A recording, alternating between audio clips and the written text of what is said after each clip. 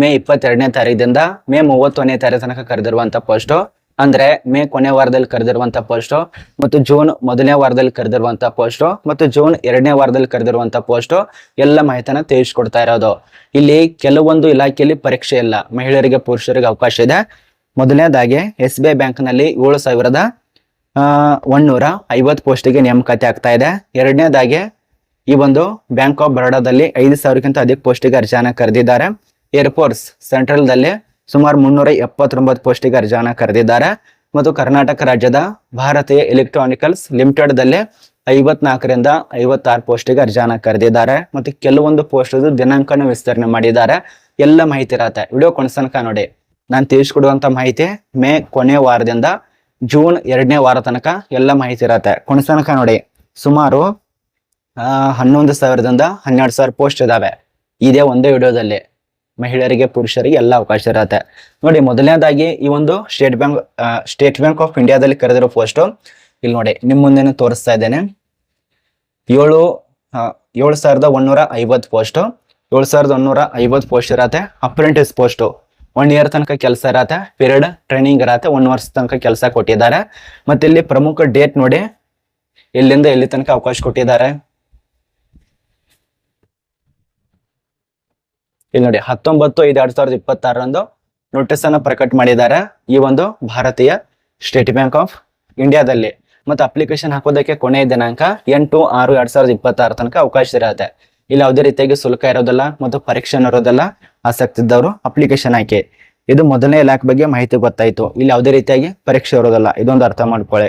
8ನೇ ತಾರೀಕು ತನಕ ಅವಕಾಶ ಕೊಟ್ಟಿದ್ದಾರೆ ಸ್ಟೇಟ್ ಬ್ಯಾಂಕ್ ಆಫ್ ಇಂಡಿಯಾದಲ್ಲಿ. ಅಖಿಲ ಭಾರತದಲ್ಲಿ ಕೆಲಸ ಇರತ್ತೆ.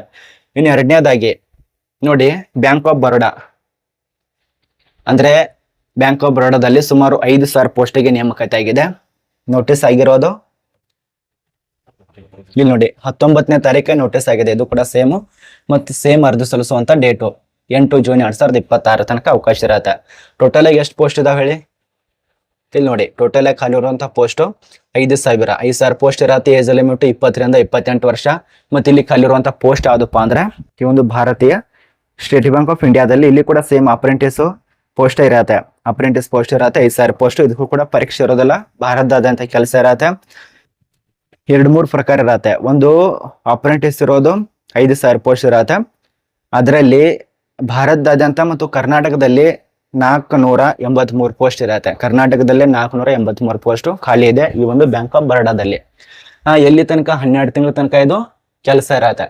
Education degree ಆಗಿರ್ಬೇಕಾಗತ್ತೆ. ಡಿಗ್ರಿ ಆದಂತ ವ್ಯಕ್ತಿಗಳು ಅಪ್ಲಿಕೇಶನ್ ಹಾಕಿ. ಇಲ್ಲಿ ನೋಡಿ, ಆ ಒಂದು ಸ್ಟೇಟ್ ವೈಸ್ ನಿಮಗೆ ಕೊಟ್ಟಿದ್ದಾರೆ. 483 ಕರ್ನಾಟಕ ಇರತ್ತೆ. ಮಹಿಳೆಯರು ಪುರುಷರು ಅಪ್ಲಿಕೇಶನ್ ಹಾಕಿ. ಇದು ನಮಗೆ ಗೊತ್ತಾಯ್ತು.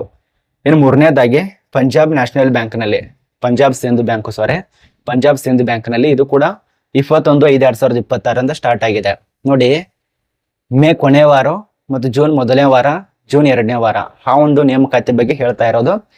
21/5/2026 6/6/2026 ತನಕ ಅವಕಾಶ ಇರತ್ತೆ. ಅರ್ಜಿ ಸಲ್ಲಿಸುವಂತ ವೆಬ್ಸೈಟ್ 2 ಇರತ್ತೆ. ಒಂದು ಇದರಲ್ಲಿ ಏನಾದ್ರು ವರ್ಕ್ ಆಗಲಿಲ್ಲ ಅಂದ್ರೆ ಇದರ ಅಪ್ಲಿಕೇಶನ್ ಹಾಕಿ. ಸಂಸ್ಥೆ ನೋಡಿ, ಪಂಜಾಬ್ ಮತ್ತು ಸಿಂಧ್ ಬ್ಯಾಂಕ್ ನಲ್ಲಿ ನೇಮಕಾತಿ ಸುಮಾರು 2 ತಿಂಗಳಾಯ್ತು ಈ ಒಂದು ಸಿಂಧ್ ಬ್ಯಾಂಕ್ ನಲ್ಲಿ ತಿಳಿಸ್ಕೊಟ್ಟು.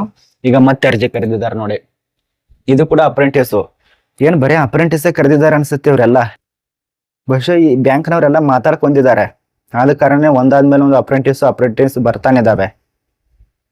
ಈ ಒಂದು ಪಂಜಾಬ್ ಸಿಂಗ್ ಬ್ಯಾಂಕ್ ನಲ್ಲಿ ನಮ್ ಕರ್ನಾಟಕ ಇದೆ ಇಲ್ಲ ಅಂತ ಚೆಕ್ ಮಾಡ್ಕೋಬೇಕು. ನಮ್ ಕರ್ನಾಟಕ ಎಷ್ಟಿದೆ ಅಂದ್ರೆ ಕರ್ನಾಟಕದಲ್ಲಿ 10 ಪೋಸ್ಟ್ ಇದಾವೆ. ಈ ಒಂದು ಪಂಜಾಬ್ ಸಿಂಧ್ ಬ್ಯಾಂಕ್ ನಲ್ಲಿ 10 ಪೋಸ್ಟ್ ಇರತ್ತೆ. ಇವೇನಾದ್ರೂ ಮಹಾರಾಷ್ಟ್ರದಲ್ಲಿ ಅಪ್ಲಿಕೇಶನ್ ಹಾಕಿದ್ರೆ ಅಲ್ಲಿ 30 ಪೋಸ್ಟ್ ಇದಾವೆ. ಕೇರಳದಲ್ಲಿ 5 ಪೋಸ್ಟ್, ಜಾರ್ಖಂಡದಲ್ಲಿ 10 ಪೋಸ್ಟ್, ಅತಿ ಹೆಚ್ಚಿರೋದು ಉತ್ತರ ಪ್ರದೇಶದಲ್ಲಿ 100 ಪೋಸ್ಟ್ ಇದಾವಲ್ಲಿ.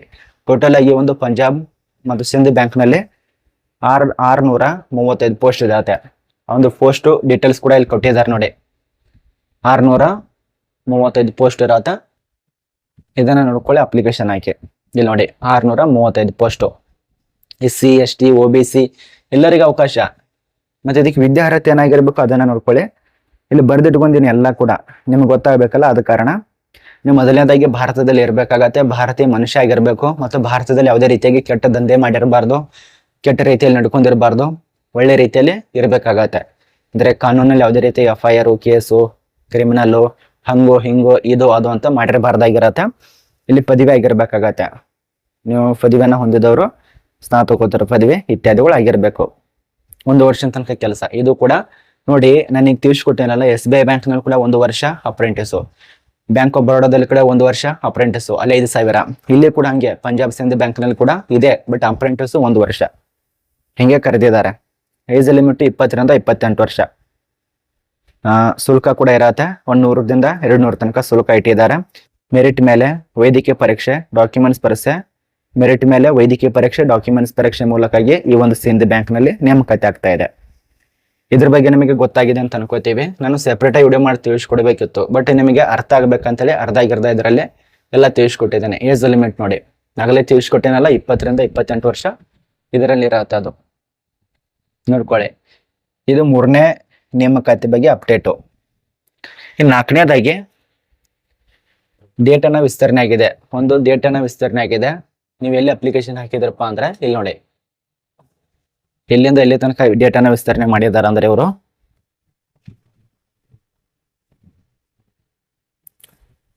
ಕರೆನ್ಸಿ ನೋಟ್ ಫ್ರೆಸ್ ನಾಸಿಕ್ದಲ್ಲಿ ಒಂದು ಕರೆದಿದ್ದಾರಲ್ಲ 534 ಪೋಸ್ಟಿಗೆ, ಅದರದ್ದು ದಿನಾಂಕನ ವಿಸ್ತರಣೆ ಮಾಡಿದ್ದಾರೆ. ಈಗಾಗಲೇ ಮೇ 19ನೇ ತಾರೀಕು ಮುಗಿದಿತ್ತು, ಬಟ್ ಅದನ್ನ 3 ಜೂನ್ ತನಕ ವಿಸ್ತರಣೆ ಮಾಡಿದ್ದಾರೆ. ಇಲ್ಲಿದೆ ಆ ಒಂದು ದಿನಾಂಕ ನೋಡಿ, 3 ಜೂನ್ 2026, ಅಂದ್ರೆ 3/6/2026 ತನಕ ಈ ಒಂದು ನೋಟಿಸ್ ಅನ್ನು ರಿಲೀಸ್ ಮಾಡಿದ್ದಾರೆ. ಅಂದ್ರೆ ಇದು ಯಾವುದೇ ರೀತಿಯಾಗಿ ಹೊಸ ನೋಟಿಸ್ ಅಲ್ಲ, ಹಳೆಯ ನೋಟಿಸ್. ಅದನ್ನ ದಿನಾಂಕ ಏನ್ ಮುಗ್ದಿತ್ತಲ್ಲ ಅದನ್ನ ವಿಸ್ತರಣೆ ಮಾಡಿದ್ದಾರೆ ಅಷ್ಟೇ. ಇಲ್ಲಿ ಕರೆದಿರೋದು ಸೂಪರ್ವೈಸರ್ ಮತ್ತು ಜೂನಿಯರ್ ಟೆಕ್ನಿಷಿಯನ್ ಈ ಒಂದು ಪೋಸ್ಟ್. ಅದು ನಾಸಿಕ್ದಲ್ಲಿ ಕರೆದಿರುವಂತ 534 ಪೋಸ್ಟ್ ಒಂದು ದಿನಾಂಕನ ವಿಸ್ತರಣೆ ಮಾಡಿದ್ದಾರೆ 3ನೇ ತಾರೀಕು ತನಕ, ಜೂನ್ ತನಕ ಇರತ್ತೆ. ಇನ್ನು ತನಕ ಯಾರ್ಯಾರು ಇದಕ್ಕೆ ಅಪ್ಲಿಕೇಶನ್ ಹಾಕಿಲ್ಲ ಅವರು ಕೂಡ ಅಪ್ಲಿಕೇಶನ್ ಹಾಕಿ. ಒಂದೇ ಪುಟ್ಟದ ನೋಟಿಸು. ಈ ಒಂದು ನೋಟಿಸ್ ಆಗಿರೋದು 19/5ನೇ ತಾರೀಕು. ಇಲ್ಲಿ ನೋಡಿ ಸೇಮ್ ಇರತ್ತೆ, ನೋಡ್ಕೊಳ್ಳಿ. ಅದೇ ರೀತಿಯಾಗಿ ಇಂಡಿಯನ್ ಏರ್ಫೋರ್ಸ್ ಅಲ್ಲಿ ಒಂದು ಕರೆದಿದ್ದಾರೆ. ಇಲ್ಲಿ ನೋಡಿ, ಇಂಡಿಯನ್ ಏರ್ಫೋರ್ಸ್ ಅಲ್ಲಿ 300 ಎಷ್ಟಂದೆ ನಾನು ಆಗಲೇ 379. ಡೇಟ್ ನೋಡಿ, 20 ಮೇ 2026ರಿಂದ 19 ಜೂನ್ 2026 ತನಕ ಅವಕಾಶ ಇರುತ್ತೆ. ಇದು 2027ರ ಒಂದು ಕೋರ್ಸಿಂಗು. ಅಲ್ಲಿ ತನಕ ನಿಮಗೆ ಮೊದಲಿಗೆ ಯಾವ ರೀತಿಯ ನೇಮಕಾತಿ ಮಾಡ್ತಾರೆ ಅದನ್ನ ತಿಳಿಸ್ಕೊಡ್ತೇನೆ. ಮೊದಲಿಗೆ ನಿಮಗೆ ಆಯ್ಕೆ ಪ್ರಕ್ರಿಯೆಯನ್ನು ಸೆಲೆಕ್ಟ್ ಮಾಡ್ತಾರೆ. ಪರೀಕ್ಷೆ ಪಾಸ್ ಆಗಿತ್ತಂದ್ರೆ ಟ್ರೈನಿಂಗ್ ಮುಗಿಸ್ತಾರೆ. ಒಂದು ಟ್ರೈನಿಂಗ್ ಆದ್ಮೇಲೆ ಈ ಒಂದು ಏರ್ಫೋರ್ಸ್ ಅಲ್ಲಿ ಕೆಲಸಕ್ಕೆ ಅಂದ್ರೆ ಹುದ್ದೆಗೆ ಜಾಯಿನ್ ಮಾಡ್ಕೋತಾರೆ. ಈ ರೀತಿಯಾಗಿರುವಂತ ಮಾಹಿತಿ. 1 ನಿಮಿಷ ಇದ್ರ ಬಗ್ಗೆ ಕೂಡ ಪೂರ್ತಿ ತಿಳಿಸ್ಕೊಡ್ತೇನೆ ನಿಮಗೆ. ಇಲ್ಲಿ ಖಾಲಿ ಇರೋದು ಕೆಲವೊಂದು ಗ್ರೌಂಡ್ ಇದಾವೆ. ಮೊದಲನೇದಾಗಿ ಈ ಒಂದು ಪೋಸ್ಟಿಗೆ ಏನಾದ್ರೂ ಅರ್ಜಿ ಸಲ್ಲಿಸಿದ್ರೆ ಇಲ್ಲಿ ನೋಡಿ, ಪ್ಲೇಯಿಂಗ್ ಅಪ್ಲಿಕೇಶನ್ ಹಾಕಿದ್ರೆ ನಿಮಗೆ SSC, M ಮತ್ತು W ಈ ರೀತಿಯ ಕೋರ್ಸ್ ಇರತ್ತೆ. ಅದರಲ್ಲಿ ಪೈಲಟ್ ಇತ್ಯಾದಿಗಳು ಆಗೋದಕ್ಕೆ ಸಿಗತ್ತೆ. ಇಲ್ಲಿ ಮೇನ್ ಅಭ್ಯರ್ಥಿಗೆ PC, ವುಮನ್ ಅಭ್ಯರ್ಥಿಗೆ PC, ಇದೆಲ್ಲ ಡೀಟೇಲ್ಸ್ ಕೊಟ್ಟಿದ್ದಾರೆ ನೋಡ್ಕೊಳ್ಳಿ. Ground duty technician, ground duty non technician, playing, ground duty technician ಇವೆಲ್ಲ ಪೋಸ್ಟ್ ಇರತ್ತೆ. ಇದರಿಂದ ಮೇಲೆ ಇದು ಒಂದೇ ಇರೋದಿಲ್ಲ, ಅದರಲ್ಲಿ ಬೇರೆ ಬೇರೆ ಪೋಸ್ಟ್ ಇದಾವೆ. SSC, MW ಇವೆಲ್ಲ ವಿಭಾಗ ಕೋರ್ಸ್ ಇರತ್ತೆ, ನೋಡ್ಕೊಳ್ಳಿ. ಇಲ್ಲಿ ಪೋಸ್ಟ್ ವಿವರ ಇರತ್ತೆ. ಟೋಟಲ್ ಆಗಿ 339 ಮೇಲು ಫಿಮೇಲ್ ಇಬ್ರು ಅಪ್ಲಿಕೇಶನ್ ಹಾಕಿ. ಇದು ಪರ್ಮನೆಂಟ್ ಹುದ್ದೆ, ಸರ್ಕಾರಿ ಹುದ್ದೆ. ಕೇಂದ್ರ ಸರ್ಕಾರದಿಂದ ನೇಮಕಾತಿಯನ್ನ ರಿಲೀಸ್ ಮಾಡಿದ್ದಾರೆ. ಅಪ್ಲಿಕೇಶನ್ ಹಾಕೊಳ್ಳಿ. ಅದೇ ರೀತಿಯಾಗಿ ಇಲ್ಲಿ ಅಪ್ಲಿಕೇಶನ್ ಹಾಕದಂತ ವ್ಯಕ್ತಿಗಳಿಗೆ ಸ್ಯಾಲ್ರಿ ಎಷ್ಟು ಕೊಡ್ತಾರೆ? 56,000ದಿಂದ 1,77,000 ತನಕ ಸ್ಯಾಲ್ರಿ ಇರತ್ತೆ. ಭಾರತೀಯ ವಾಯುಪಡೆಯಲ್ಲಿ 379. ನಾನು ಈಗೇನು ತಿಳಿಸ್ಕೊಡ್ತಾ ಇದ್ದೇನಲ್ಲ, ಎಲ್ಲ ನೋಟಿಸ್ ನಮ್ಮ ಒಂದು ಟೆಲಿಗ್ರಾಮ್ ಗ್ರೂಪ್ ನಲ್ಲಿ ಸಿಗತ್ತೆ, ಚೆಕ್ ಮಾಡ್ಕೊಳ್ಳಿ.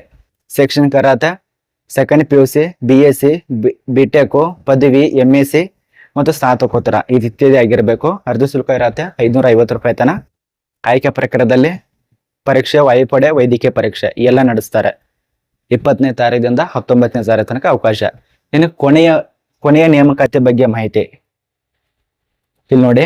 ಕರ್ನಾಟಕದಲ್ಲಿ ಕರೆದಿರೋದು, ಕರ್ನಾಟಕದ ಎಲ್ಲರಿಗೂ ಅವಕಾಶ ಇರತ್ತೆ. ಬಟ್ ನಿಮ್ಗೆ ಕೆಲಸ ಎಲ್ಲಿ ಇರುತ್ತಪ್ಪ ಅಂದ್ರೆ ಇಲ್ಲಿ ನೋಡಿ, ಪಂಜಾಬದಲ್ಲಿ, ಉತ್ತರ ಪ್ರದೇಶ, ಮಧ್ಯಪ್ರದೇಶ ಮತ್ತು ದೆಹಲಿಯಲ್ಲಿ ಕೆಲಸ ಇರತ್ತೆ.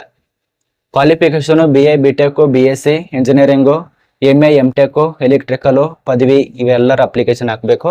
ಇದು ಭಾರತೀಯ ಎಲೆಕ್ಟ್ರಾನಿಕಲ್ಸ್ ಲಿಮಿಟೆಡ್ ದಲ್ಲಿ ನೇಮಕಾತಿ ಆಗಿದೆ. 20/5/2026 ಕೊನೆಯ ದಿನ, ಪ್ರಾರಂಭ ಡೇಟ್ ಆಗಿರತ್ತೆ ಮತ್ತು ಕೊನೆಯ ದಿನಾಂಕ 8 ಜೂನ್ 2026 ತನಕ ಅವಕಾಶ. ಇಲ್ಲಿ ಜಾಸ್ತಿ ಇಂಜಿನಿಯರಿಂಗ್ ಅನುಭವದವರಿಗೆ ಅಪ್ಲಿಕೇಶನ್ ಕರೆದಿರ್ತಾರೆ. ವಯೋಮಿತಿ ಗರಿಷ್ಠ 32ರಿಂದ 40 ವರ್ಷ ಇರತ್ತೆ. ಈಗ ವಿದ್ಯಾರ್ಹತೆ ಎಲ್ಲ ಗೊತ್ತಾಗಿದೆ. ಸ್ಯಾಲರಿ ಕೂಡ ಜಾಸ್ತಿ 40ರಿಂದ 60 ವರ್ಷದ ತನಕ ಇರತ್ತೆ. ಭಾರತೀಯ ಎಲೆಕ್ಟ್ರಾನಿಕಲ್ ಲಿಮಿಟೆಡ್. ನೋಡಿ, ಇಷ್ಟು ನಿಮಗೆ ಮಾಹಿತಿ ಗೊತ್ತಾಗಿದೆ ಅಂತ ಅನ್ಕೋತೀವಿ. ಸುಮಾರು 6ರಿಂದ 7 ನೇಮಕಾತಿ ಬಗ್ಗೆ ತಿಳಿಸ್ಕೊಟ್ಟೆ.